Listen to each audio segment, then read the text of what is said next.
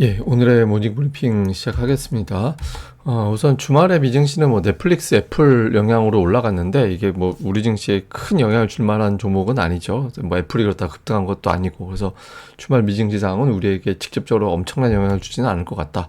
그리고 이제 미국은 트럼프 당선 가능성이 높다라는 점, 이것 때문에 그러니까 트럼프 정책 자체가 친기업적이기 때문에 이것 때문에 올라간다라는 분석도 있어요. 근데 반면에 이제 다른 나라들은 뭐 관세 정책이라든가 이런 것이 좀 불편하기 때문에 다른 나라에게는 좀 불리한 분위기다 뭐 이런 이야기도 있고요. 우리나라 같은 경우는 이번 주에 SK하이닉스, 현대차, 그러니까 미들맨들이 출격을 하죠. 그러니까 주가도 이제 반응을 할지 좀 체크를 해봐야 될 것 같고, 특히 이제 외국인 투자자들이 매도 업종이 늘어났거든요. 그러니까 기존에는 삼성전자만 매도하다가 지금 이제 매도하는 종목이 삼성전자, 자동차 이렇게 좀 확산되는 모습을 지난주에 보였는데 이 분위기에서 조금 다시 좀 누그러지는지 이 점을 살펴봐야겠습니다. 우선 뭐 주말에 미증시는 괜찮았어요. 보면 에너지 정도만 하락하고 대부분 업종이 다 플러스가 났거든요. 그러니까 넷플릭스가 급등을 하고 애플이 주가를 끌어올렸는데 잘 보면 특정한 몇몇 종목이 올라갔다라는 측면도 있지만 증시 분위기 자체가 되게 괜찮다 이렇게 볼 수 있거든요. 최근에 보면 6주 연속 올라가고 있잖아요. 그래서 일부에서는 이제 트럼프 당선 가능성이 높아져서 법인세 깎아주고 하니까 법인세 깎아주는 것만큼 이익이 늘어나는 거고 그만큼 증시 올라가는 거 아니냐 뭐 이런 식의 어떤 해석이 있는 것 같습니다. 그래서 우리 증시에 뭐 미국 증시 올라간다고 우리한테 꼭 좋은 건 아니다 이렇게 봐야 될 것 같고, 그리고 이제 애플과 넷플릭스가 올라가면서 지수를 견인을 했는데 다만 뭐 애플이 급등을 했다면 다른 관련주들이 좀 활발하게 움직일 수는 있는데 좀 애매하거든요. 근데 어쨌든 애플 아이폰 판매량 증가했다라는 보도에 국내 관련주들이 좀 반응할지는 체크를 해봐야 될 것 같고요. 그 다음에 넷플릭스가 이제 급등을 했다고는 하지만 넷플릭스가 또 우리나라 뭐 관련된 종목들이 시가총액이 압도적이어서 끌고 다니는 그런 분위기는 아니잖아요. 그래서 미증시는 그냥 중립 정도, 중립에서 살짝 괜찮은 정도의 재료 이렇게 보면 될 것 같습니다. 근데 우리가 조금 의식이 되는 건 대선 분위기인 것 같아요. 그러니까 지금 뭐 대선 관련해서 트럼프가 여론조사 앞서고 있고 경합 지역에서도 조금 이기는 것 같다더라. 이런 이야기들이 나오고 있죠. 그런데 문제는 이거는 미국한테는 미국 증시에는 좋을지도 모르겠지만 우리 입장에서 이제 관세를 굉장히 강력하게 부과하겠다라는 게 트럼프의 정책이죠. 근데 우리나라가 대미 흑자가 나고 있는 상태고 그래서 아마 우리 수출 환경이 좀 안 좋아지는 거 아닌가? 그러니까 이런 주장이 나올 수밖에 없죠. 그러니까 최근에 우리 증시 좀 둔해지고 뭐 자동차주가 최근에 좀 부진하고 뭐 이런 게 아마 트럼프가 부각돼서 그런 거 아닌가 이런 식의 어떤 해석도 일부는 있습니다. 그리고 또 다른 쪽에서는 이게 약간 좀 인위적으로 좀 만드는 것 같다. 그러니까 트럼프가 되는 분위기를 실제로 선거 결과는 가봐야 하는 건데 지금 굉장히 치열하잖아요. 그런데 트럼프가 돼야지만 되는 것 같은 그런 분위기를 좀 만들어내는 것 같다라는 거예요. 그래서 조직적 배팅, 그러니까 막 일부러 승률을 높이는 것 같이 보여져가지고 트럼프가 당선되는 것처럼 꾸미고 그래서 분위기 자체를 그렇게 몰아가려고 하는 거 아닌가 뭐 이런 식의 어떤 주장도 일부에서는 있습니다. 근데 어쨌든 대선이 본격적으로 그런 국면으로 접어들었기 때문에 이거 자체가 좀 변수가 되는 이제 그런 시기가 됐다라는 점 좀 체크를 해봐야 될 것 같고, 근데 어쨌든 우리 증시가 대외 변수가 뭐고 그냥 제일 부진해요. 7월 이후에 어떤 구도를 보면 오히려 이제 중국 증시가 글로벌 증시에서 제일 많이 올라간 나라가 됐고, 그러니까 중국 강할 때 유럽 증시가 괜찮거든요. 그래서 독일 증시도 그런 대로 괜찮았고, 그다음에 나스닥과 대만 증시도 괜찮은데 우리는 지금 되게 부진하죠. 그러니까 해외 쪽의 어떤 변수보다 국내 내부적인 어떤 수급, 그다음에 기업들의 실적 하향이 마무리가 되는지 이 여부가 훨씬 더 중요한 그런 상태입니다. 근데 최근에 조금 변화가 생긴 게 대만은 바뀌었어요.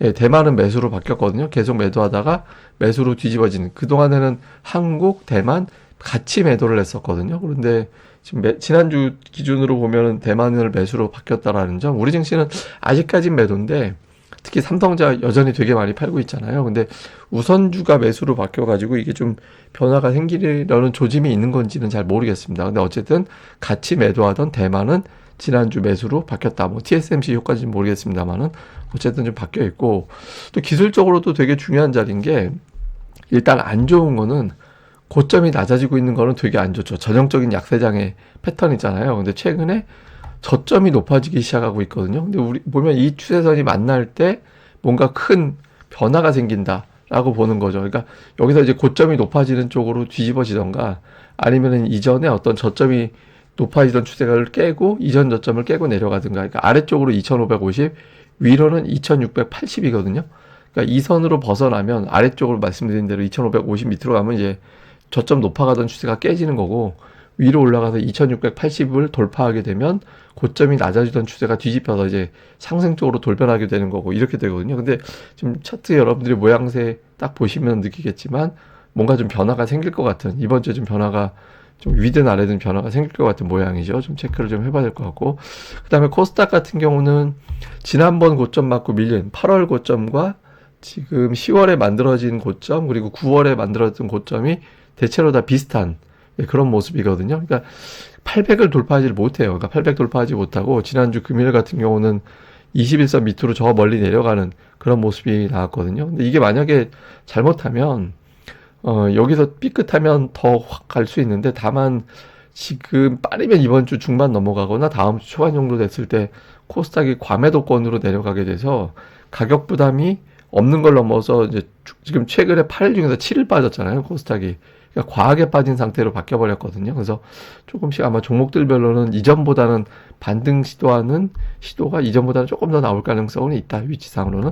그렇게 봐야 될 것 같습니다. 근데 그게 최근에 시장에 어떤 걸 제가 느끼냐면, 제가 ADR이라는 지표를, 이거 진짜 업계에서 제가 처음으로 여러분들한테 지금 뭐 ADR 여기저기서 다 얘기하지만, 제가 자부하는 건 이건 제가 처음으로 이 개념을 설명드렸다고 저는 생각하거든요. 어쨌든 ADR은 상승과 하락 종목수 비율이에요. 20일 평균 이동선. 그래서 120 넘어가면 그건 20일 동안 평균적으로 20%만큼 상승 종목이 더 많았다. 다음에 75, 그러면 25% 정도 하락 종목이 더 많았다. 이렇게 보면 되는 겁니다. 근데 120 넘어가면 과열, 75 밑을 과매도로 보거든요. 그런데 최근의 특징이 뭐냐면 120 정도는 가야 이제 과열인데 120을 못 가요. 그러니까 110에서 그냥 끊고 내려오는 형태가 되거든요.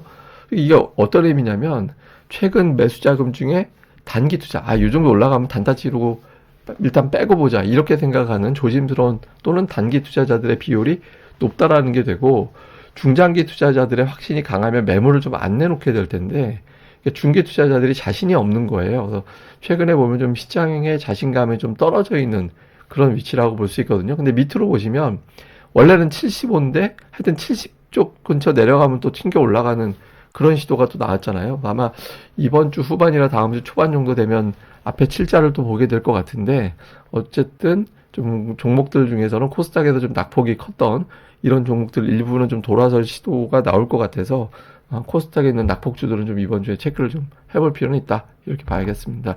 또 중요한 뉴스, 앞서 말씀드렸던 트럼프 집권 시 국내 산업에 대한 리스크, 이게 이제 이번 주 제가 잠시 차트로 설명드릴 텐데 왜 이번 주부터 봐야 되는지 설명을 드리는 건데, 어쨌든 뭐 다예요. 다 2차 전지, 철강, 태양광, 자동차, 반도체 다 부정적이라고 하면 사실상 우리나라 모든 산업이 부정적인 것과 다름없잖아요. 그럼 결과적으로 금융이나 제약 바이오나 이런 거나 매수하라라는 게 되는 거잖아요. 근데 실제로 최근에 보면 그런 쪽 종목군들이 상대적으로 견조하긴 하죠. 여기다 방산.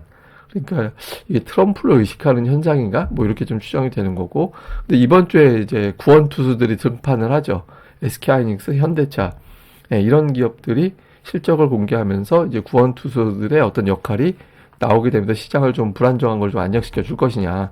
근데 저거마저 무너지게 되면 시장이 진짜 믿을 게 없게 되고, 그러면 미국 대선 때까지는, 결과 나올 때까지는 좀 불안정한 형태가 이어질 가능성이 있죠.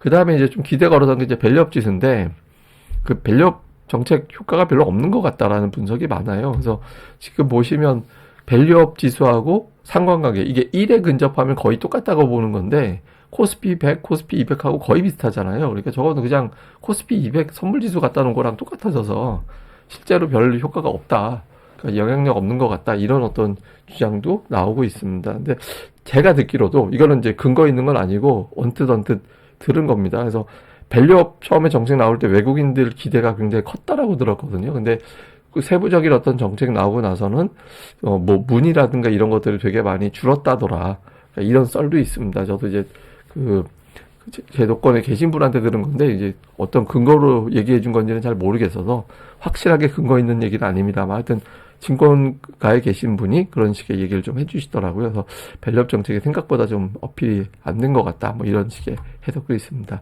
자, 좀 요약을 해보면 실적을 믿는 구석이 하이닉스하고 현대차인데 이게 이제 말을 바꾸면 뭐냐면 이 구원 투수들이 무너지면 없어요. 그러니까 최강 투수들이 들어오는 거니까 이제 그 다음이 없는 거잖아요. 그래서 어쨌든 이 두 종목들의 실적 발표 전후에서 분위기가 좀 살아날 수 있을 거냐. 그런데 이 시점에서 이제 트럼프라는 변수가 등장을 하는데 이게 트럼프가 당선되는 걸 당연시하는 게 맞는지는 잘 모르겠어요. 제가 이제 해리스 부각될 때도 그랬고 제가 트럼프 부각될 때도 맨날 똑같은 말씀 드렸는데 미국 대선 몰라요. 그러니까 모르는 건데 한쪽으로 몰아가는 건 되게 위험하다고 생각하거든요. 근데 어쨌든 뉴스상으로는 트럼프가 부각되는 상황이라서 수출주에 좀 부담이 될 것 같다라고 보는 시각이 있고 그래서 이제 기존 주도주 뭐 금융, 방산, 뭐 제약 이쪽을 봐야 된다 이런 주장들이 있거든요. 근데 이제 또 역으로 앞서 말씀드렸던 이제 구원 투수들 등판에 맞춰서 좀 한 타임 정도 반전이 나올지 이제 이게 시소가 되는 거니까 좀 볼 필요가 있고 그다음에 삼성전자 우선주를 외국인들이 지난주에 매수했고 주가 흐름은 또 괜찮았거든요.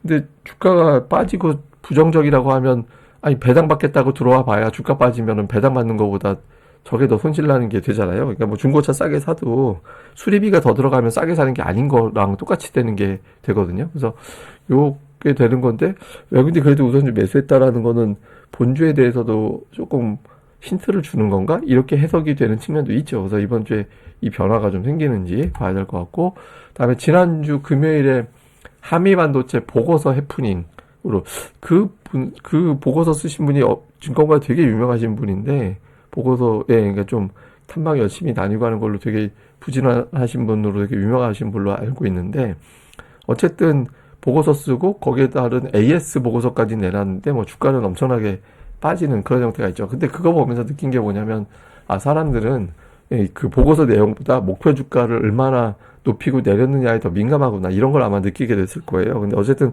그때 동반해서 많이 빠졌던 종목군들이 좀 회복 시도를 할지 아니면 2차 하락이 나올지 좀 코스닥 시황상 되게 중요한 변수로 봐야 될 것 같습니다.